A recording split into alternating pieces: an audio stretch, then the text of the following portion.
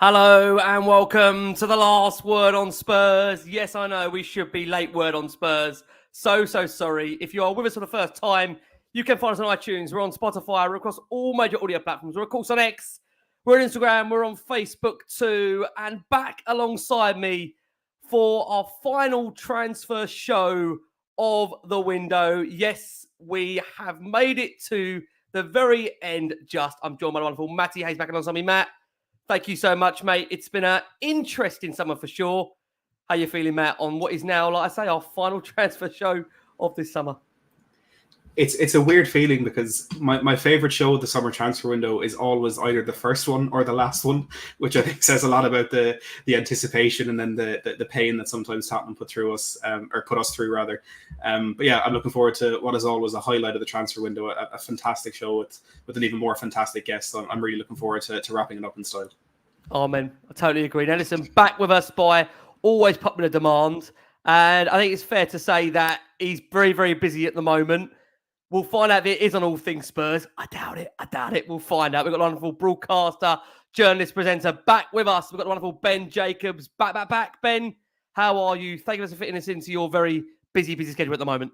Yeah, my pleasure. I've enjoyed listening to the shows throughout the window. I don't dare tell you that I am to blame for the lateness. And the lateness has to do with a transfer that I will not name on this podcast. Let's just leave it at that. But that is why I am late. So to add insult to injury, not only are we starting late, but I was preoccupied on something that Spurs fans will not want to waste any time on this podcast talking about. And Ben, thank you so much for also defending me there in the comments, as I am being told I'm always late. I'm always unfashionably not on time. And I love you all out there. I do apologise. But for this one, Ben has taken the rap. Ben, we can't thank you enough. We are there, guys, that we're closing on the end of the transfer window. I think it's fair to say that the feeling around the club is very much a focus on outgoings, maybe then not incomings, but we'll find out from Ben what Spurs are planning to do in these final 48 hours of this summer transfer window. I'm going to hand over to our wonderful Matty Hayes to kick us off on what is, of course, for us, our final transfer show of this window. Matty, over to you. The deadline is fast approaching, Ben. Friday at 11 p.m. and the summer transfer window will close after what has been what will be a busy day for Ange Postecoglou after the Europa League group stage draw. Postecoglou will hold his press conference ahead of Tottenham's always scary visit to St James's Park on Sunday. There's a feeling among the fan base that ahead of that deadline that there is still work for Tottenham to do in the final few days. Are you anticipating a busy time for Tottenham in terms of incomings or outgoings?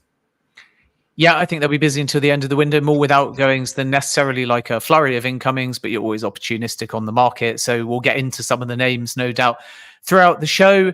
But I think the first two games of the season have shown that there's still a little bit of need here and there. Perhaps we'll probably dive into those games a bit more specifically too. So for once, I'll be brief, but I think Leicester exposed that lack of cutting edge. And I don't think that it came necessarily from specifically Richarlison and that missed chance where he could have won it with a header.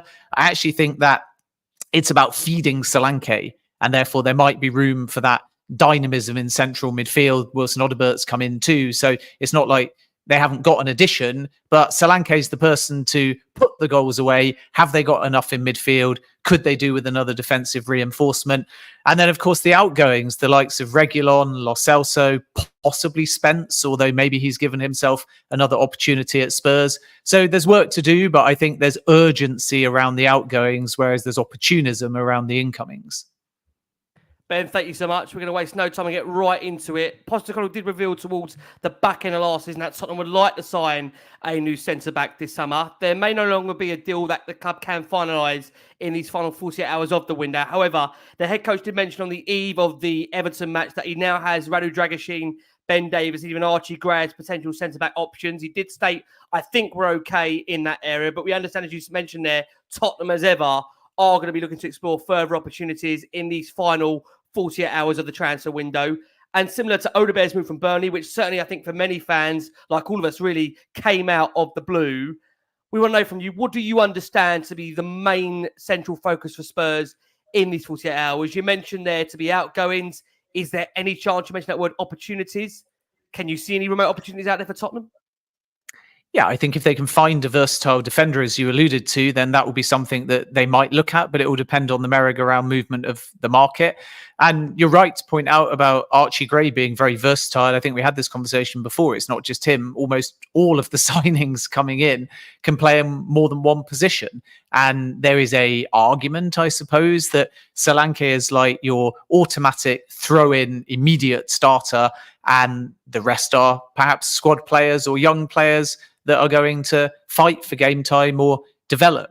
But with Archie Gray, let's not forget, he's not just a young player transitioning into English football. He played 40 games for Leeds United last season, predominantly at right back. So you have the opportunity to use him in defence or alternatively midfield. I think Postecoglou, in a perfect world with the ideal squad, sees Gray as a midfielder. And that's why maybe there's a little bit less panic about finding that kind of player we were talking about earlier in the window of a profile like Conor Gallagher, who of course went to Atletico Madrid. Now, I think if you find versatility, that's a bonus.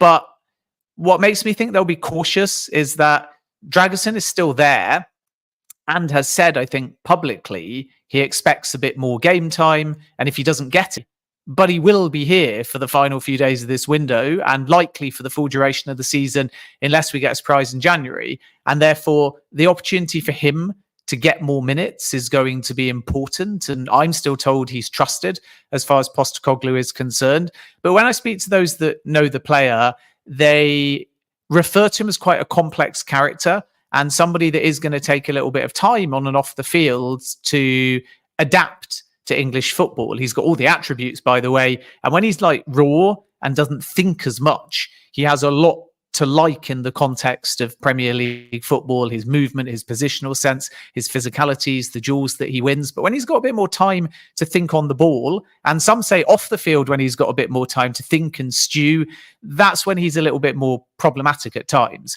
So Postecoglou wants him to be a bit more progressive, a bit more decisive, know when to press the space, know when to press the ball, and start looking at how under pressure he can be a little bit calmer with the ball on the ground.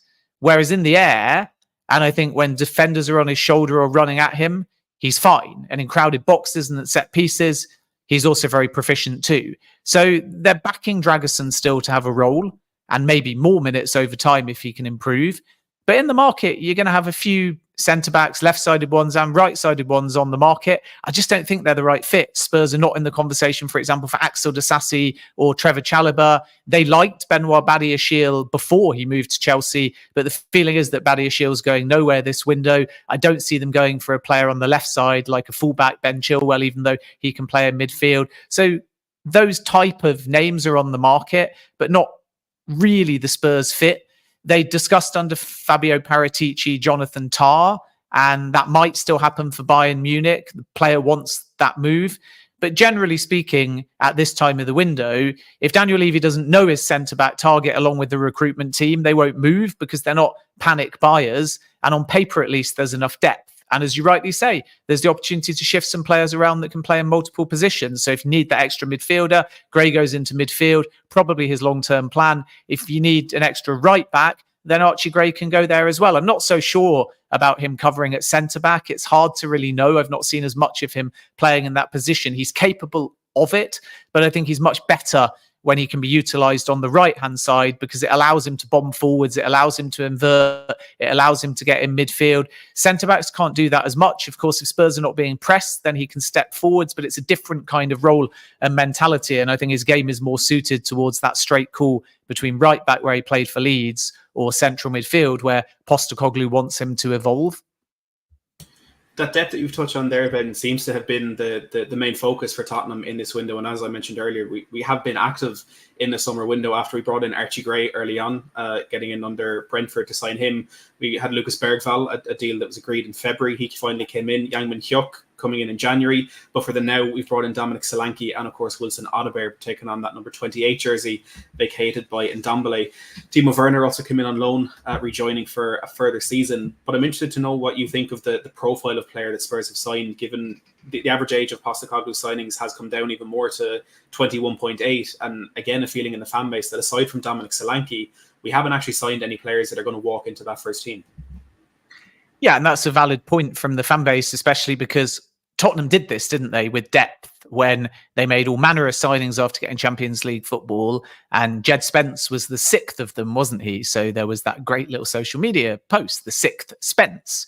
And at that point, it was exactly the same thing. And I think it was frustrating as far as Antonio Conte was concerned, because there was a high volume, but a lot of those players were also not automatic starters. And if you're going to push on from challenging in and around top 4 to being comfortably in top 4 and ultimately winning trophies, you need these automatic starters. The only difference, in fairness, this window is, number one, it's been more Postecoglou driven. And number two, the players that you may say rightly are not automatic starters are younger, and therefore there are high ceilings and they could very quickly become starters. And when I speak to people about Bergvall, they've got nothing but good things to say about his attitude, about his mentality, about his versatility, about his combative nature, about his intelligence. 6'1", physical, dynamic. And I think that if you take that with an 18-year-old that Tottenham signed ahead of Barcelona, it shows you the ambition of the club, even if he doesn't start immediately or play every single game or live up to expectations. But this is what you want as Tottenham, to be in the conversation up against rivals that have won trophies and are regularly in the Champions League and are winning league titles, and beat them to those signings, even when the other club has got history and fan base. And obviously in Barcelona's case, not money at the moment, but they had enough money to sign Bergvall. So add all of that up, and it is quite an odd and subjective metric, but beating a established European rival consistently to names is a coup. In the same way that Bayern are able to get Michael Olise even though Chelsea were there. And Tottenham needs to do a bit more of that, because we're not really always, if you go back throughout the Premier League, seeing them consistently in the conversation when they're up against these big rivals. How many players have Tottenham beaten when there's been a concrete, firm proposal, 100% in from a Real Madrid, a Barcelona, a Manchester City, and so on?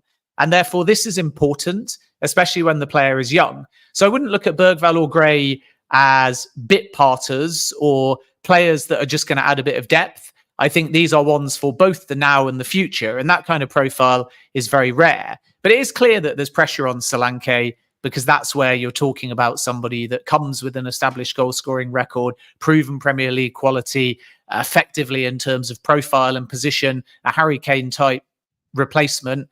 And now they have to feed him. And I'm like torn in many ways, because what Tottenham had last season, as they proved in patches, was fine. And then they had a few bumps and a few injuries, and you realise that there maybe wasn't enough depth. And then you buy depth, and you buy young depth that could become starters in the future. And everyone goes, wait a minute, that's not improved our starting 11. But the fit starting 11 was fine. And this is why I'm really intrigued to see how Solanke fits in, because if you have him up front, then you've got to work with the assumption that Son goes back out to his more familiar position. But actually, Son leading the line in the early part of last season with Maddison behind when they were both fit, incredible. And that was the sort of hallmark towards Spurs starting really fast out the traps and ultimately going top of the table, and people thinking if it continued like that, Postecoglou would win something, would qualify for the Champions League. It tapered off, unfortunately, and it seemed to coincide with that Maddison injury. So now it's about chemistry, but there's enough there in the existing Spurs squad before this window to suggest that they don't only need starters, and where they're really screaming for that automatic starter is in the Solanke position. And as long as Son can go back and you can get the best out of him, and as long as Maddison can form a partnership, and as long as Basuma can behave himself off the field, dare I say, and have an impact, then the spine in midfield and attack is there. And if you have that little bit of depth and they're young and they're going to improve season on season, then I think the future's bright. Ben, you mentioned about the midfield and the depth of it, and obviously the young depth, to be fair, to be honest with you, after the summer additions of Lucas Bergvall and Archie Gray. There is an argument as to whether Spurs have got more experience quality that could have been added to the squad during the summer window. We know in the number 6 role, they've got the likes of Yves Basuma. They've got obviously Rodrigo Bentancur that can play there. They've got Archie Gray that will probably be the main candidates that will battle out a spot for that potential area of the pitch. And I think, look, not to get away from it, there was a feeling across the summer that Spurs maybe looking to target an energetic midfielder You know as well as being on here, we had the likes of Conor Gallagher being linked quite strongly to the football club. How surprising is it for you that as we are closing this transfer window, Spurs have seemingly ruled out a number 6? And what we've heard from the outside noise is that they've been really impressed by how Gray and Bergvall have taken to Spurs behind the scenes. Is it predominantly just that from your understanding? Was it just they couldn't secure a deal with Chelsea for Gallagher, a player that I understand they held a firm interest in the previous window since Ange Postecoglou did take the job? So why did Spurs, in your opinion, not go and get that all-out energetic midfielder? It seemed at one point Postecoglou was absolutely craving. Yeah, I think you're absolutely right. And part of the Gallagher issue was on the player side and the Chelsea side, because from his point of view, did he want to go to a rival? Well, not necessarily a firm no, but it was telling that the Shed banner at Chelsea saying Conor Gallagher, Chelsea since birth, was in that 2-0 victory over Spurs at Stamford Bridge. And I think at the back of his mind, Gallagher felt like if he was going to leave Chelsea, maybe it was better to go abroad or not directly to a London rival. I don't think it was a deal breaker, but there was a factor. The bigger thing was just that the price Atleti got was not the price that Tottenham would have got. In the same way that Daniel Levy quoted one vague general formative figure to Man U and then went and sold Harry Kane to Bayern Munich for lower than that figure. And this is because you don't want Harry Kane going to a Premier League rival and scoring 40 goals and finding that that team, if it was Manchester United, finish above you. So similar situation with Gallagher. Atleti and Chelsea were eventually, it was complex, able to do a deal that finally involved Felix and Gallagher. And both of those fees were lower than the clubs wanted. But when Aston Villa had an accepted bid for Conor Gallagher, it was much higher. It was somewhere in the region of £50 million. And Tottenham were never prepared to pay £50 million. So it's really easy to look at the deal in hindsight and say, well, the fee for Gallagher was affordable. It was within that £35 million ballpark that we always wanted. But that price was not available to Spurs as far as I'm aware. And that's a very crucial thing to understand, that negotiations don't mirror each other. It depends on the suitor. It depends on the circumstance. And then, as you rightly say, you've had other additions come in that are young, that are promising, that they want to give game time to. You've still got Bentancur, Matasar and Yves Bissouma. And they're the senior, if you like, first choice options in the middle of the park. And Gray, I think, will have a big impact. Many may have wondered when he joined because of his Leeds position, like we alluded to before, if it was going to be a case of another midfielder to bolster that area and beyond, because he's very much a modern midfielder that can get into all manner of positions. And now I think because there's midfield right back for Gray, plus the three that I mentioned, it's enough. And there's no need to buy just to quieten the noise or pacify fans. Postecoglou throughout his entire career likes small squad sizes with rotations and versatile players, so he can find a way to get minutes for multiple players in their first, second or third choice positions. And that is quite significant because it means that he's not viewing a starting 11 and a depth or senior players and young players. He's viewing it much more fluid, where players can come on and make impacts in multiple positions. And he doesn't want to overstock because one player can cover two positions. And this isn't just Gray, it's Bergvall, it's Odobert, it's Timo Werner. And therefore, everyone is moving out of either tactics or necessity, if you get some injuries, right up to that pyramid where Solanke, like Kane was, is a bit more fixed. And if you over-tinker and overbuy, you can disrupt that dynamic. So I saw in the chat, for example, that we had a comment about Andre and Wolves. And it's true that a player like that, very talented, available in the market, the Fluminense price has dropped. It's only now 25 million euros. It was 35 million euros when Fulham were trying earlier in the window and in January, but not quite the right fit as far as Tottenham are looking for, because he's a little bit deeper. He's got one primary position. He prefers playing at a slower pace. He's not had that much experience with a high line behind him where he maybe has to turn back, where he has to stop counterattacks, where he has to react a bit more under pressure. So not, I think, a Postecoglou player, but will be a top fit within Wolves' system if they get that deal over the line. Before Matt just comes in there, just one more from you, Ben. How close, if at all, were Spurs getting Jacob Ramsey to the club? Earlier in the winter, they were linked quite heavily with Jacob Ramsey and Celso as part of that deal to be funded. From your understanding, did that deal ever look close from your perspective, or was that always one that was going to be very hard to do, given that I think Ramsey's price to prize him away would have been around the £50 million mark being reported at the time? I think there was a brief period where it looked possible, and Unai Emery has had Lo Celso, who was part of a proposed swap deal, and there were two approaches, I was told, one before the PSR deadline, one after the PSR deadline. And in both instances, it was made clear whether permanent deal just for Ramsey or whether a cash plus player deal, or even with a loan leading into an option with obligation if, for example, Spurs qualified for the Champions League and bigger money under that circumstance, all these were shut down. And Villa basically said not for sale. So what we can confirm is that the interest in Jacob Ramsey legitimate, and Tottenham tried verbally on more than one occasion. And they tried to take advantage of the fact that Villa's finances were in a difficult position heading into that PSR deadline. But Douglas Luiz went, they got money for him, they got two players in return. And remember, if you get one big fee straight on your annual books, if you bring in other players, you amortize it. So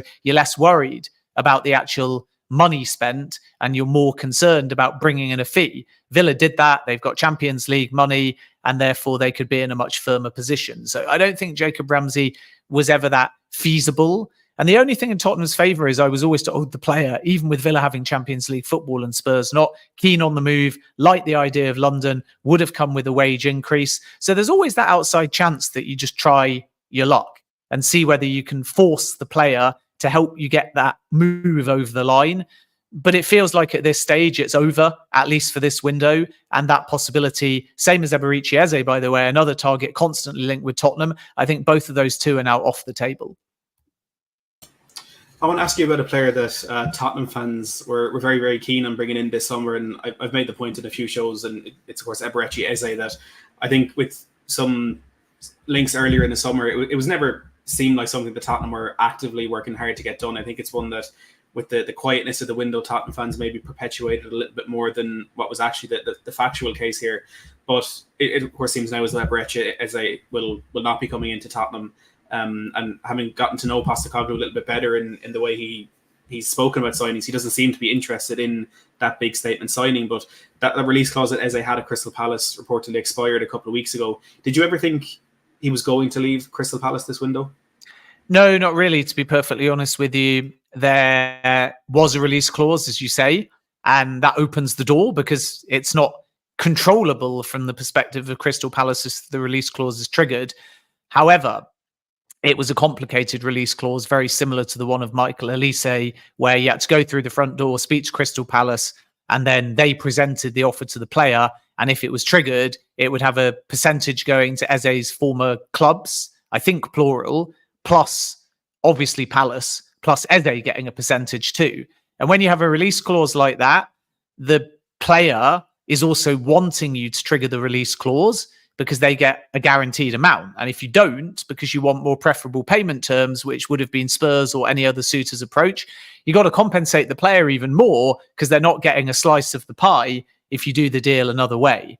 So adding all of that up, it's not only complicated because the player's got a vested interest in the deal, it's equally difficult because of the number of the release clause, the payment terms affiliated to it, and the fact if you're not going down that route, you probably have to bid a bit more. And it didn't feel like a Tottenham kind of deal.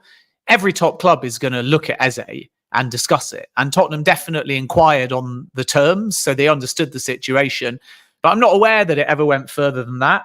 And now we're in a clear position where the release clause has expired and Crystal Palace have already lost Michael Olise and they might lose Mark Gahey in the final days of the window because a 70 million odd offer, should Newcastle present one, will be too tough to turn down. So Eze is a player they're going to fight tooth and nail to hang on to, and they can also reject any offers in the final days now because, of course, there's no release clause.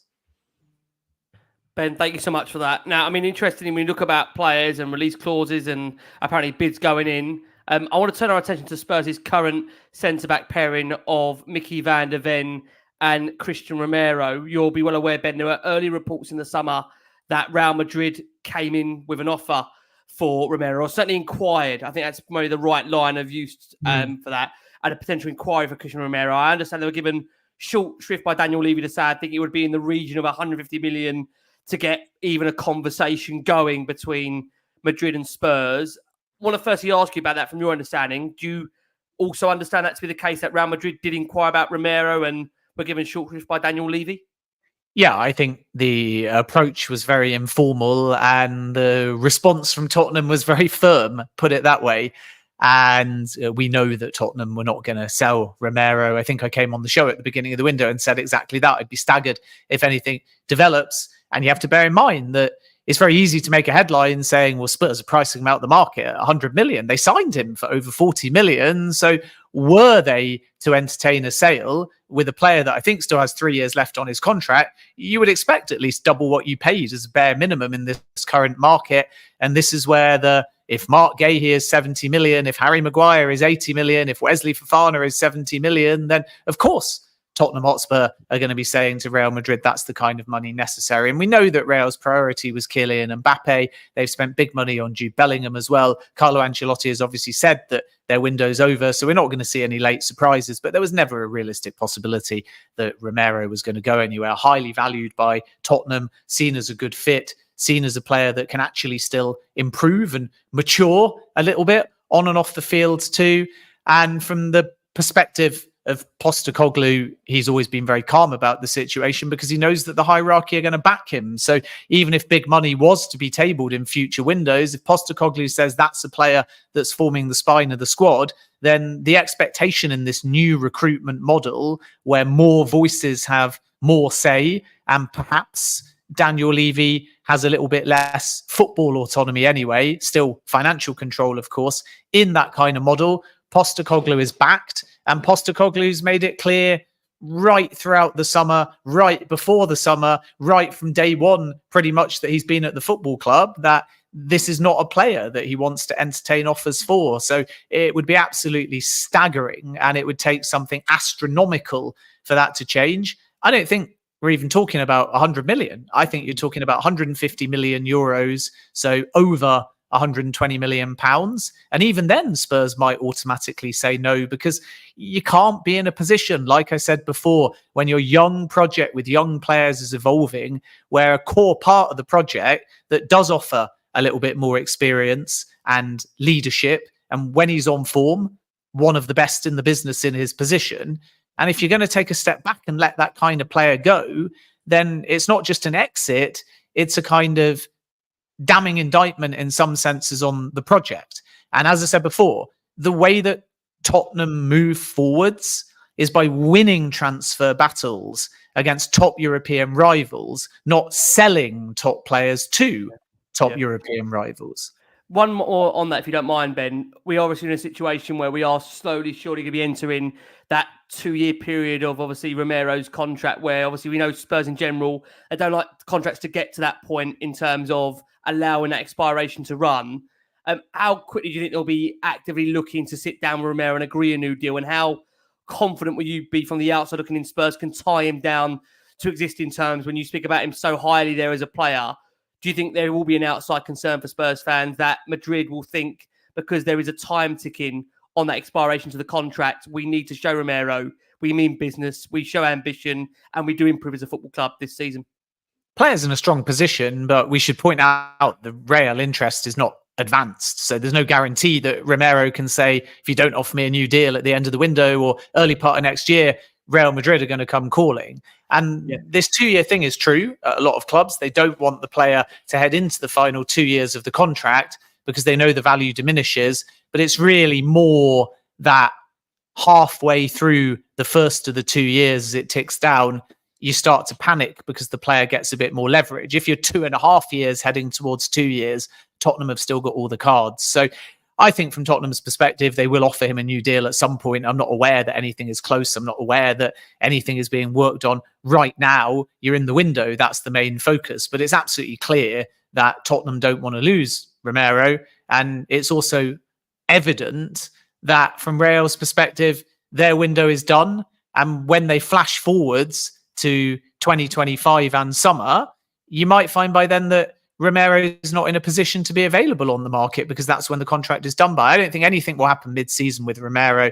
January is not the kind of window, especially given the summer and last summer that they've had, that Real Madrid will suddenly decide to reinforce in. And Tottenham are not going to do anyone any favours with Romero either. No loan mid-season or loan with option or obligation. You double that transfer fee as a bare minimum, and that might be the case, let's say, in 12 months' time if he hasn't signed a new deal. Then you have to think about, is the money too good to turn down? But right now, if you're putting a price on him, you're not valuing him at what he's worth. You're pricing him out of the market, which is why if anyone wants Romero now or in January, you're really talking about ridiculous money, and it's just not going to happen. Yeah, just before I hand back to Matt, because I'm using up all my credits here, Ben.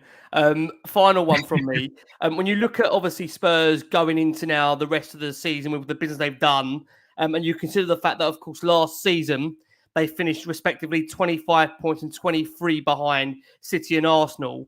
Do you think with the business Spurs have done this window, they have narrowed that gap, in your opinion, to those football clubs?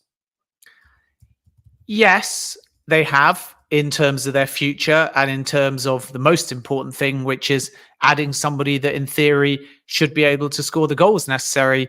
And it's a very glib thing to say, add 15 goals, add 15 points. But the reality is, if Dominic Solanke was leading the line and played in every game, I think like he did for Bournemouth in the Premier League last season, then there's no doubt in this Tottenham side, if you went back to last season, they would have more points. So Solanke will make a superficial difference just by adding extra goals, and Spurs will score more goals than they did last season. The reason I say superficial is because just scoring isn't the only factor in all of this. You've got to be able to score and be clinical, as they showed against Leicester, where they created loads of chances, but were not able to win that game because they didn't put them away. Against a very poor Everton side, it was different, and they were able to score 4. Everton were dreadful, though. So can they close the gap on Man City and Arsenal? The reason I say yes is because from City's point of view, they've lost Julian Alvarez, which is a big blow because he can cover for De Bruyne and for Erling Haaland. And I think last season he started in 30-plus Premier League games. So for me, they've got actually less depth at the moment. I do like Savinho, who's come in, by the way. But generally, unless City move crazy in the last few days of the window, they're no stronger. Gundogan, another very astute signing. But I don't feel they're any stronger than last season. Whereas I think with Solanke, Tottenham are. Odobert's a bit of a wild card. Gray's got a big potential. I like the balance. And more important than that, when you're trying to close the gap on Arsenal or Manchester City, you're up against 2 projects that are established. So they've played under these managers for many, many years. So there's not actually that much change. Even if personnel come in, the style, the mentality, the culture. Whereas with Ange Postecoglou, you would expect in the first 1 to 3 years or even 1 to 5 years, gradual improvement, especially with young players that learn what he wants and expects on and off the field. So you are going to get a marginal gain off the Solanke goals. You're going to get a marginal gain from the depth that's been added. And you're going to get a marginal gain from the fact that it's another season under Ange Postecoglou. And the real litmus test for me is right now, which sounds ridiculous, I know, but by a pure quirk, if you like, of a slightly perverse and cruel fixture calendar, you flash back to April when Spurs were still in the race for Champions League football. And what did they do? They got absolutely battered away at Newcastle, and then they lost a North London derby at home to Arsenal 3-2. What are the next 2 fixtures in September for Tottenham Hotspur? Away at Newcastle and home to Arsenal. But it's early September. So go out there and make a statement and go to Newcastle and show at this point, with a little bit less at stake, you've learned from a place where they've not done that well in years gone by, and take something from that game into a North London derby.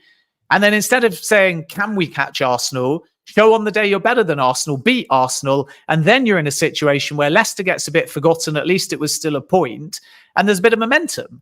And then after that, you've got an opportunity to play Brentford at home. They've got West Ham at home. They've got away at Brighton. They've got, I think, Crystal Palace. None of that's a massive amount of travel. So they're in and around London. It's only the away trip to Manchester United. So there's a real opportunity here, like they did last season, to build momentum. And I think if Tottenham make the first fast start, like they did 12 months ago, they won't be throwing that kind of cushion or lead away with confidence in a second year under Ange Postecoglou. But get battered away at Newcastle, and dare I say, in fact, I won't say it, but if the North London derby doesn't quite go according to plan, then there's going to be a bit of doom and gloom, and the tone of the season will be like, we're already playing catch up. We've already dropped points. We've already made the same mistakes as we've done last season. So I think in a weird way, the answer to your question will be known very quickly in those next two games. Can I just say this, Ben? All the Spurs players watch this show. Can I just say, Spurs players listening and watching this show, go and listen to that first bit there by Ben Jacobs and follow up on what he said. Matty, over to you. Yeah, the business we've done already, of course, we spoke about quite a bit. I want to touch on Wilson Odobert, Ben, because it's such an interesting deal, and it's not one that the style of how it was done isn't something that we've seen very often at Tottenham. And he, of course, missed the first game of the season against Leicester. He hadn't had that work permit yet, but it came in on Tuesday, the day after that draw at the King Power Stadium, and he was thrown straight into the starting 11 by Ange Postecoglou against Everton, of course, helped by the absence of Dominic Solanke in just his second game at the club. The feeling in the fan base with this one is really strange, because Tottenham in the past have seemed to drag on a lot of business, and there's deals that we often think of Brennan Johnson last year in particular, where it dragged right down to deadline day, but this one was the complete opposite, and it excited fans in a way that we hadn't really had before. I want to ask you a two-part. First of all, what do you make of the caliber of player that Tottenham have brought in with Wilson Odobert? And secondly, how much did it surprise you when this was announced, given that there was absolutely no links to the player before the signing? And is that something maybe you're finding a little bit more with Tottenham now, that it is just harder to get that info from the club at the moment? I don't think it's harder to get the info. You've always got to refresh sources. You've always got to keep relationships. But like Liverpool, they work under the radar, and you have to accept and, most importantly, respect that as a journalist, and also not be sort of arrogant enough to feel entitled to stories or information, and be humble and admit that sometimes clubs will just do something completely out of the blue that surprises you, and hold your hands up and say, well, with that one, I didn't know that much about it. What was clear on the Burnley side, but not specific to Spurs, was that Odobert was a player they would sanction a sale for, and the player wanted another opportunity. But beyond that, Spurs swoop silently. And I think, again, this was very Postecoglou driven. And the reason why he's a fit, and what I've made of him so far, is last season, he had more dribbles than anybody else that's a teenager in the Premier League. It was 53 dribbles. And he's a very technical, skillful winger, which is exactly the kind of profile that Postecoglou is looking for. And again, young. The only real difference is that if you look on that left side with Werner, he can cut in and be more central. If you look at Odobert and how he was playing against Everton, he's a very wide left-sided winger. All of his touches are very firmly on the left-hand side. He gets the byline. He gets plenty of touches in the box, by the way, but he runs, he dribbles, he knows when to stay wide. There are some cutting inside, but I'm sure if you look at that like heat map of Everton, you'll see there's not really that many touches in and around the centre circle or in central areas. In other words, he doesn't get it on that left-hand side and then move to the arc around the area. He stays wide, he drags defenders out of position, and he was able to run riot, I think, against Everton, who were very, very poor, it has to be said. And I think he had a lot more touches as well than Brennan Johnson, who was playing on the opposite side. So that tells you they're not afraid to go down that side. They're not afraid to expose a weakness. They're not afraid to give a young kid a lot of the ball. And where he needs to improve is in actually winning those one-on-ones. So sometimes with young players, you see them be almost too gung-ho, which is a quality that Postecoglou really likes. But he has to actually know when to dribble, not just to dribble. And I feel like Mykhailo Mudryk is the same at Chelsea. And there can be a tendency when you've been given free rein at a team like Burnley, who were playing on the back foot in the Premier League, to just run with the ball, because that was the instruction that he was given. You've got to get out. You've got to take the ball away from danger. you need it deep, and then you need to cross over the halfway line. Maybe you win a foul, maybe you're able to help us score from a counter attack. With Spurs, they're going to have a lot more of the ball. And because of that, there is a slightly different role that he has to take on. And he'll have more time and less pressure. And he'll start in a more advanced position.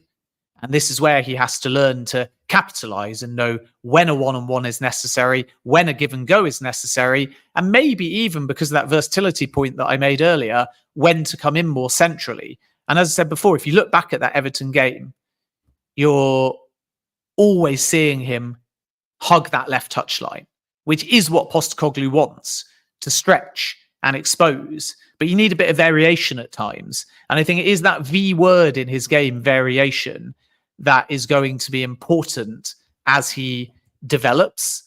And then the last thing will obviously be goal contributions. I don't think we should put too much pressure on a 19-year-old at this stage. But in the Premier League, I think it was 3 goals in 29 games. You would imagine that Postecoglou would like to try and double that this season if he ends up playing a similar amount of minutes. But Odobert too is coming in not expecting to play as often as you would expect as he did for Burnley last season. So they'll be quite patient with him. Top talent, just still a little bit rough around the edges, but a good technical and tactical fit for what Postecoglou is looking for. Let's take a look at a few of the outgoings you might see before the window closes on Friday, or indeed in the Turkish or Saudi window that extends beyond the end of this week. And I want to ask you about Sergio Reguilón, and I think the surprising line that we've gotten this summer is that he's hoping to go somewhere with European, if not Champions League football, which may be a reason why that move has been delayed. But before we get onto that, Celso and the rumours today that Real Betis could be the potential destination for him. Where do you see these players ending up for the season ahead, Ben? Yeah, so the interesting thing with Celso is that originally Betis shot this one down maybe 10, 12 days ago, and they said at this stage it was going to be unlikely. But what's changed is Nabil Fekir is likely, not done yet, but it's looking probable, off to the UAE to play for a team called Al Jazeera. So now there's a little bit of space, and it is accurate to my understanding as of this evening that Giovanni Lo Celso is an option for Betis. They have some others on the list as well, but they are proceeding with that one. And that would obviously be a welcome transfer as far as Tottenham are concerned. I think Reguilón, it's right that he's going to be a little bit picky and he would like to play some kind of European football. I don't think it's necessarily Champions League football, but the offers have been relatively few and far between at this stage. I know we've heard some rumours that at left back, Manchester United might make another bid. That's not my understanding. It's the same for Ben Chilwell as well. At this stage, crazy things can happen if the terms of a deal become preferable in the panic and madness of the last few days of the window. But Manchester United sources deny they would come back in for Reguilón. And in fact, they're looking more maybe for January or next summer at a profile like Milos Kirkos of Bournemouth. So Reguilón is going to be a tough one to shift, or tougher compared to Lo Celso, because if Betis returned, the Lo Celso camp said they would engage and they would want that move as well. The challenge was 10 days ago, Betis were saying, wait a minute, we can't move. Now they're saying it's an option again. So that's promising from Tottenham's point of view. With Reguilón, Besiktas is another club to watch. They do like the player. It remains to be seen whether he'd like to go to Turkey. And Al Oraba, who are an ambitious Saudi club that are also in talks, by the way, with Ramos, the ex-PSG and Real Madrid player. They're looking at Reguilón as well. But at this stage, Tottenham haven't had any approach from Saudi Arabia for Reguilón. And to your point that you made in the question, he preferred to stay in Europe. He preferred to play European football. So this one's going to go down to the wire. But I still think from Tottenham's point of view with those two, and even maybe Jed Spence, who's had a bit of a second wind, these are names that are possible outgoings between now and the close of the window. Interesting you bring up Jed Spence, because that was one of the next players I was going to ask you about, and I'm going to put 2 players in the one here because I'm going to steal Ricky's catchphrase and say we're conscious of time. But between Jed Spence and Dominic Solanke, I know of course 2 very different players, but are these 2 players that you see having a successful season at Tottenham? Well, Jed Spence hopefully will get a chance and live up to his potential. I'd love to see that. The genuine interest, by the way, is still there. It's just that their offer to Spurs was around 3 million, 3.5 million, something in that region, fee plus add-ons. And Tottenham wanted over double that with the original option to buy. So it wasn't feasible, unfortunately. But what I can tell you about Genoa is that their sporting director, Marco Ottolini, has been watching Spence since his youth days and knows what he's capable of. But Genoa set Spence a challenge and said, we like you, you're training well, but you've got 7 games, the last 7 games of the season, to prove yourself. And that will determine what we are prepared to bid. And at the end of the day, the bid was lower than the option because Genoa liked the player and hoped he could live up to his potential, but were not so sure that he was worth the money. And since then, the offers for Spence have been few and far between. But interestingly, at this point, he's back in the Spurs fold. So there is a possibility, if nobody meets Tottenham's asking price, which I'm still told is somewhere in the region of 6 or 7 million as a minimum, so double what anybody has offered, particularly, as I say, Genoa so far. If they don't get that number, they'll keep him. They'll reassess the situation come January. There have been some championship inquiries as well, but I'm told Spence isn't that keen on that. And as soon as you get back in the mix, as soon as you get a few minutes, you start to think, well, why would I leave Tottenham? I might change the manager's mind. I might start more. It might be a long season. It might be a fit for me stylistically. I might prove people wrong. And worst case scenario, I might get my move in 2025 to the kind of club where Spence would like to play. And as a result of the 3, I'm not saying individually and out of isolation because Spence could still go, but of the 3 comparatively, Spence is the least likely to leave. Lo Celso is the most likely to leave. And Reguilón's just a bit more problematic because although there's a willingness for all parties to do something, he's a bit more picky with his next destination. Just before Matt comes back in there, Ben, I presume you'll be quite surprised if Lo Celso and Reguilón don't get their moves. But as Matt does add, obviously we've got the Saudi window there, and I think the Turkish window that is still open. And I think we saw Galatasaray take Sanchez from Spurs outside of course, the transfer window based in the UK. So it's not the end of the world if moves for those 2 don't get done tomorrow, right? Yeah, exactly. Although we have a slight misrepresentation of the Saudi window whereby people are under the wrong impression that it closes on October the 6th, and it doesn't. It closes on September the 2nd. Right. So Friday is the deadline, 30th of August, as far as Europe, Premier League is concerned, but the Saudi window is the 2nd of September. So there are a few extra days, but it's not like there's another 6 weeks, as some have implied. Yep. I just want to very quick with Lo Celso. I can't see a way back if he doesn't earn a move. I mean, I presume we'd all be stunned to see him integrated back into Spurs. It does feel, Ben, now, Postecoglou has made that decision, and I think we'd all be stunned if Lo Celso is still a Spurs player, right? Regardless of those deadlines coming to an end, we'd expect him to be moving on, right? Yeah, that's my understanding. And what helps at this stage of the window, even though clubs would never accept it publicly yet, is you have your stance. And then if you want a permanent exit and it doesn't happen, you're always willing to do a loan with either an option or an obligation. And Betis are masters, as they've shown with Victor Roque, of finding these kind of creative deals. With Victor Roque, it's an incredible structure where it's a loan with an option at the end of the first loan, or if they don't take it, an automatic second loan on second agreed terms with, again, a second option at the end of that. And then there's all manner of complex terms regarding his economic rights and how much each club owns of the player, if there is the option taken up. So that sort of shows you how they're able to find a way to get a deal on their terms. And I think at the end of the day, if they come calling or another club comes calling with a creative formula, even if it appears temporary to begin with, Spurs will go out of their way to get this one resolved, because I just think they're in a position where they need that exit more than they need the hassle of, as you rightly say, having to reintegrate the player. About Alfie Devine, Ben, it's an interesting one for Spurs fans at the moment, because he's a phenomenal prospect for the future, and he had a brilliant season last season on loan at Plymouth Argyle. But as we discussed earlier, the midfield is probably the most packed area of Tottenham's squad at the moment, and opportunities in the first team, even with the Europa League, even with the cup competitions, could be few and far between. So I think it's fair to say that he does require a loan out before the deadline. Do you think this is one that the Tottenham will be able to get done this window? And do you know of any clubs that might be interested in the player services? Yeah, I think they prefer to keep him in England if they could.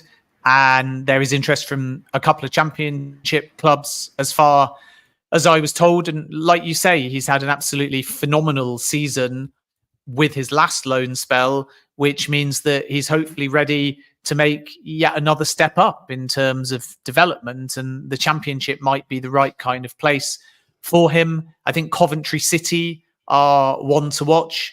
And the other club, I believe, was Queen's Park Rangers that made an inquiry. Some say Sheffield Wednesday. I'm not downplaying or denying that. It's just not personal information that I've been able to stand up. If he goes to Sheffield Wednesday, my applause to the people that are throwing that in the mix as well.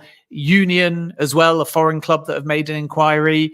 And even though I don't think it's going to lead to anything, Al Ittifaq, Stephen Gerrard's club, are the other team that have him on their radar. They are looking to fill at the moment their under 21 quotas. So without going into too much detail, because I'm sure you don't want me to spin off into the world of Saudi foreign player quotas, but in essence, 8 foreign players plus 2 born in 2003 or later. And then that allows you to have 10, providing 2 of them fall into that age bracket. So what the Saudi clubs are doing is they're saying, hang on a minute, we could sign someone young and promising temporarily, and it will allow exposure, some of the top talents in the world. And then the Spurs fans will watch the Saudi Pro League because it's one of their players and they know he's coming back. And some say that works, and others say that it's problematic because if you're loaning a player, your priority is pathway. And if you send a player to Saudi on a loan, then the player is moving into an environment where it's different language, different culture, different food, stifling heat at the moment, night games, different level of coaching. And I know that's the same for everything. So I don't want to come across as saying one country is inferior or one country is wrong for a certain type of player. But I think it's normal, and I'm making this point more broadly because I certainly wouldn't put any disrespect on Saudi Arabia, any other country or any other league. But if that league is still evolving, or if there's just a lot of different things, then you don't have the continuity. And when you're looking for a loan, you're still thinking about pathways. So the best thing is the player going to be settled? Is it right for him and his family? Is it a similar style?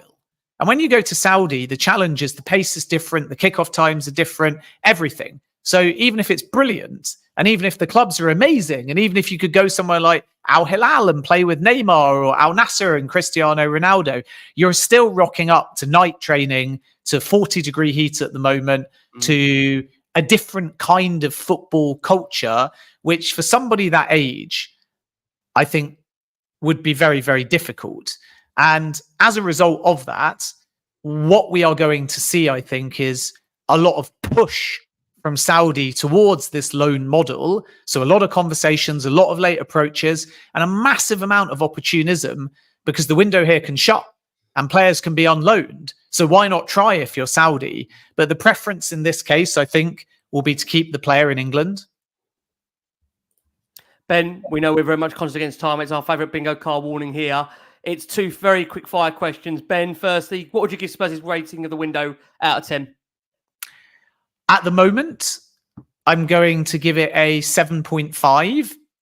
And in hindsight, if you give me 2 years and you still have me back on the show, I might upgrade it to an 8.5 because it will depend on Bergvall and Gray for me. So Solanke makes it at least a 6. I don't mean that he's a 6. I mean, he takes it to a minimum of a 6.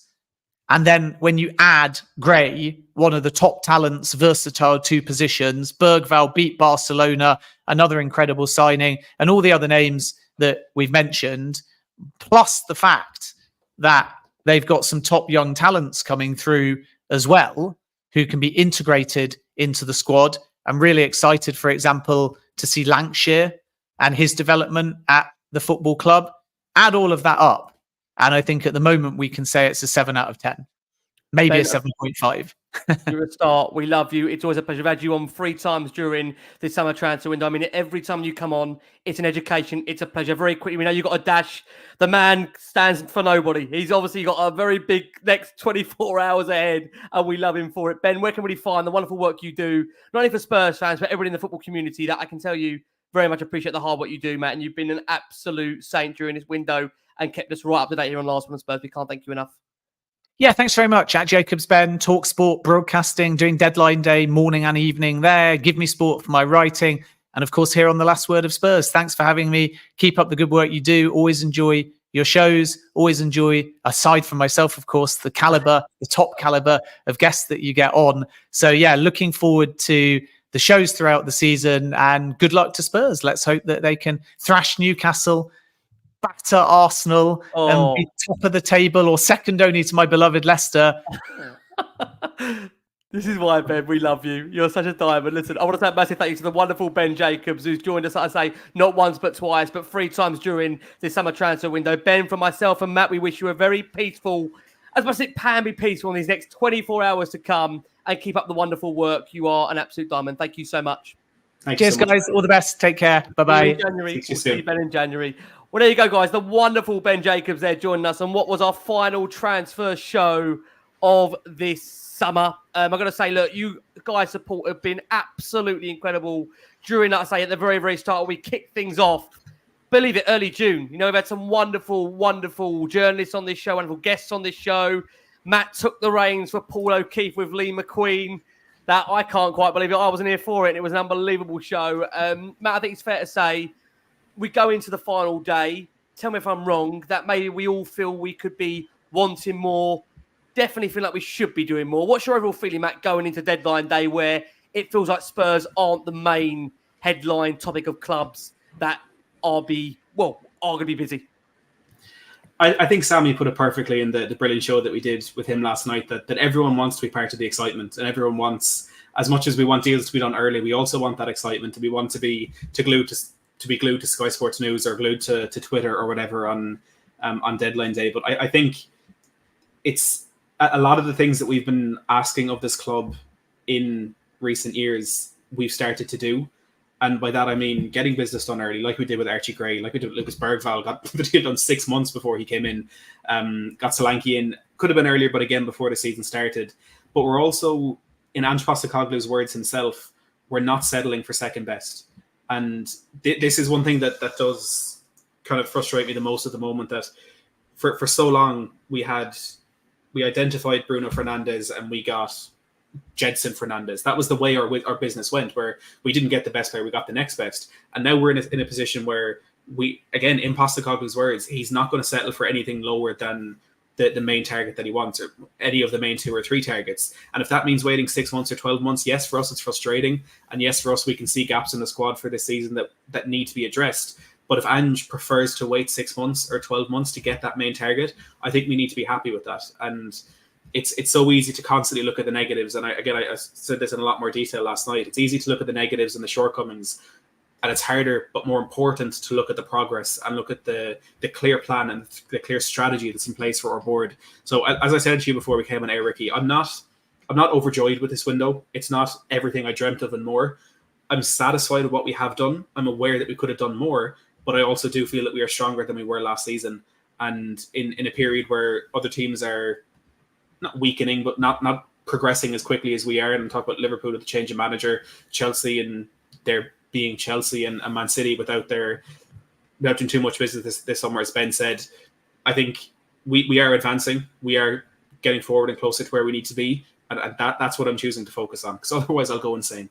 Yeah, I mean, again, I've been very, obviously, I think I want to be, not saying I've not been real this winter, but I think I've been very, very honest in terms of the point that I look at the business Spurs have done. And I think the big gauge for me is, do the likes of Arsenal, City, Liverpool look at Spurs and think, wow, Tottenham have done business that are really, really going to concern us? And I think at the moment, my answer to that question would be no. I think what will be the key for me is, how does the likes of Gray, Bergvall adapt to Spurs over the course of these upcoming games? And I think the big acid test will definitely be, of course, Newcastle and Arsenal, about how Spurs not only go into those games, but come out of those games. And I think this is a real crucial double header for Ange Postecoglou. And I'm not saying these are, must-win games where he faces the sack. I think what we need to see is progressive performances when you compare them to last season to see that this team is learning, to see that this team is, following instruction and moving forward. Because I do feel with fans at the moment, there is a definitive, I think, split at the moment between some that are 1 billion% fully on board with the project. And I think some like me, to maybe some degree, that need to be convinced that we are still heading in the right direction. I think there's nothing wrong to be in either of those camps. It doesn't make you a bad fan or a negative fan for not being 100% sure right now that things are all correct. Because we haven't seen enough, I think, to show us that we are 1 billion% going in such an upward trajectory that we have got over the set piece issue, that we've got over the emotional level of Tottenham, where, for example, again, I go back to Leicester from the other evening, when there is that adversity there, can Spurs be able to not only deal with that adversity, come through it, take control of the game? I think that's, again, where I need to see this squad really pull together in these next few games, because there are going to be periods during that Newcastle and Arsenal game, Matt, as you know, we are not going to have those games go all of our way. There's going to be difficult moments where we are going to have to really bite our teeth, become really, I think, in ourselves, strong and dominant in periods of those games if we are to get positive results. And do you feel the same at the next two games, not set the tone for the rest of the season, but definitely, I think, will set the mood for the coming weeks, which could be crucial to Ange Postecoglou's plan? I think it'll set the tone and the mood in the fan base. Again, I kind of alluded to it, that the performance and the result against Everton was more important for the fans than it was for the squad and the players, because we as fans, and rightly so, are going to react a lot more to what goes well and what doesn't go well. And one of my favorite sayings about football is that things are never as bad as they seem, but they're also never as good as they seem. And as fans, it's difficult to keep that kind of balanced mindset. And if we do, imagine we lose both games against Newcastle and Arsenal, if we lose them comfortably, of course there should be quite a lot of frustration and quite a lot of anger and concern about where the season is going. But again, I know people hate to hear it, because it's been 23, 24 years under ENIC, but we are at the start of a project. We tried to reset and go the quick route with Conte and Mourinho, and it didn't work. But for me, I spoke again a lot about it through pre-season. I can see how we've progressed from last season. I can see what Ange Postecoglou was trying to change. We struggled breaking down low blocks, and he's maybe adding an extra man into attack at the moment, and he's diversifying the way we can break down opposition. We know Montgomery is now working on set pieces and defensive set pieces, and probably offensive as well, with Christian Romero scoring that header from a corner against Everton. But again, it's progress, and I think it's a bit maybe short-sighted to say that it's a 23-year project, because the whole thing has changed. There's a new manager, there's a new director of football, there's a new recruitment. Everything is different except for Daniel Levy and ENIC. Of course, they are the constant that remain, but everything underneath them, who actually make the footballing decisions, is completely different. And I think I agree with the point you made there, Ricky, that with Arsenal and with Manchester City for this season, they're not going to be looking at Tottenham and worried that we're going to compete with them this season. But I think they will be looking over their shoulder and looking at how we're building for the future, the future proofing that's going into this team, not just with Archie Gray and Lucas Bergvall, but with Luka Vuskovic, with Yang Min-hyuk, with all these other players, with the academy that we have at the moment. And again, in Postecoglou's words himself, and it's another reason why I think he is the perfect man for this project right now, is that he has spoken about not wanting to just win an FA Cup. He doesn't want to just go and win an FA Cup or just go and win one league and that be that. Yes. He wants to build a team that can compete on a consistent basis for that stuff. And the quick solution hasn't worked for us. This is something that maybe will work. Maybe it won't, maybe it will. But for me, it's the right way to go about it. And I think we've started well in the recruitment that we're doing, and in the type of football that we're at least trying to play.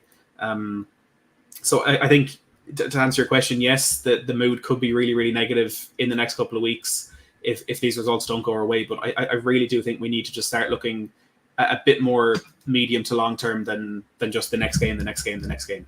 Yeah, I think the beauty of Last Word on Spurs, Matt, and you obviously are part of this, and we, humbled and adored to have you part of it, I think, is that everybody that comes on here has got a different viewpoint, a different opinion, and obviously for them, how patient they want to be when it comes to success. I mean, as you said there, Matt, and again, eloquently put it, we are at the start of yet another project. I know for some, They feel like all they've been born into is a project and a rebuild and a reset. I think that is very hard when, again, you've got friends, family around you that may support different football clubs, to then still try and, still have that willingness and faith that things are going to really be different under another project, under another manager. I think what I would say is that, look, they have got now, and they are gathering a really, you can't deny it, exciting group of youngsters. But at the same time, as a host, I've been blessed to be doing this for the last 7-8 years. I can't kid the fan base and lie to them and say that from my perspective, I totally understand 100% that, for some, totally understand now that they would like to see that success, and I don't blame them for doing so. So I think, like I say, these next few weeks, these next few games are a critical period, I think, in terms of just showing everybody that we are on the right track, we are learning. I think it's fair to say, Matt, what we have seen, and one of those things that have been criticised, is the element of around set pieces. I think we've seen Nick Montgomery actually take more of an emphasis and control over them. Do you think that is a key, Matt, that does show that Ange Postecoglou is listening to maybe some of the outside noise, that whilst many have come on here and demanded the need for a change to the set pieces, to bring in a set piece coach, at least you've got somebody in Montgomery that seems to be taking more of a control over that? I don't think he's listening to the outside noise. I think he's just seeing what we're seeing as well. And he probably saw it a lot earlier than we saw it. And I was the loudest last season when Postecoglou spoke about how it wasn't a problem and it's not something he's going to try and fix directly. I was the loudest in my criticism of that and just disbelief that that's actually something he said. But I do also feel maybe it's fair that he's not going to openly say in a press conference or in public, this is a big problem for us. It's worrying, the teams are targeting us. We have work to do, blah, blah, blah. But clearly behind the scenes, he's put effort into that. And with Montgomery coming in to try and deal with that, hopefully we'll see some improvement. We didn't in pre-season. But we haven't conceded a goal from a set piece in our opening 2 games. That's not something to celebrate, but it's not what we were seeing last season. It was much worse last season. So yeah, I think I wouldn't call it listening to outside noise, but he's again just addressing another issue and fine tuning that style that we have on the football pitch again. Yeah, look, I think, like I say, we're going into deadline day, as Ben said it at the start of the show. Opportunities. I think at this stage, as many know out there, it's a case probably now that we're being fed really what the agents are trying to shift on the last day. Yeah. It might feel like that for many out there, that now it's almost, again, that period where these are players that ultimately it's, as I've said, an agent trying to shift them rather than Spurs really identifying these players that late into a window. Again, I do cast my mind back to, 10 years ago, Matt, when you get a Van der Vaart. I mean, do you think a lot of time has passed, Matt, from those kind of deals on deadline day? Can you think of any like that are real opportunistic? Or do you think that, again, now you look back, that was such an unbelievable signing, and I know many still to this day kind of hold hopes that there will be a signing like that nature. Do you think football just moved on now, and because of the nature now of social media and the way it has become, I think, so much bigger now, we don't expect even the broadcasters out there, moves like that are few and far between nowadays, Matt? Not to bring a downer on it, but it's unlikely, right? You're going to get that kind of profile and caliber of signing offered to you on a deadline day now. Yeah, I think with the structure that we're seeing in football teams now, and again the incredible insight that so many journalists have given us over the course of the summer, that recruitment is planned 12, 18 months in advance. It's not often that not that it doesn't happen, but it doesn't happen as frequently that teams go in and make deals like that. I think the most recent one I can remember for us is Fernando Llorente a couple of years ago, when I think it might have been a January transfer window, even when we went in under the noses of Chelsea and managed to pluck him from Swansea. Of course, nowhere near the caliber of a Rafa van der Vaart. But yeah, I think with everything is just so planned and so structured now that crazy deals like that don't happen as often. I mean, they are happening at the moment. I mean, Federico Chiesa to Liverpool is certainly an opportunistic one for them. And I think Jadon Sancho, whether he goes to Juventus or Chelsea, could be the same. Even Ivan Toney, if he chooses Chelsea over Al Ahly. So it does happen, but I think especially for Tottenham with the way our recruitment has gone and the data-driven approach that we have at the moment, and I know people hate hearing that, it's just a fact, that's what it is. I don't think that'll be us in the last couple of days of the window. That's not to say that there might not be signings. It's very, very possible, Yeah. You just don't know. Again, we saw like Odobert, Matt, the way it was done under the radar. I think on that basis, it's hard to not rule anything out, right? Fair to say? Yeah, and I think to just confirm what I meant there could be signings, but I don't think they'll be last-minute opportunity signings. I think if there are some signings that we do get done, it may be last-minute work, but I think it will be for players that we've identified before now. I don't think it's going to be a random pluck of a player from someone on the last day. Yeah, that's fair. Look, we are going to be back with you tomorrow for deadline day, where we will be doing a full comprehensive review of Spurs' transfer window. And of course, looking back on what will be the Europa League draw, which is going to be obviously a big feature on this show. Spurs are back in Europe. It means you'll see a lot more of Matty Hayes' fingers crossed throughout this season as we make the journey through the European Richter scale. We'll be crackers here as well. We tell you all about leggier trousers and Dynamo donuts and what is to come for you. So Thursday nights are returning to Last Word on Spurs. Things always go a bit crazy on a Thursday, so bear that in mind. But look, I think as many know that listen and watch and take part in Last Word on Spurs and engage with us like you amazing people do, nearly over 5,000 watching live right now, is that for us, I think as fans, we always like to, bring some serious balance to the show and at the same time have a bit of humour with it. I think at the same time, when people are giving up, sometimes an hour and a half, 2 hours of their day, night, afternoon, whatever period of it, we want you to come on here and actually enjoy the show and not feel like it's a drain. So I think for us, that's what we'll always try and do on Last Word on Spurs.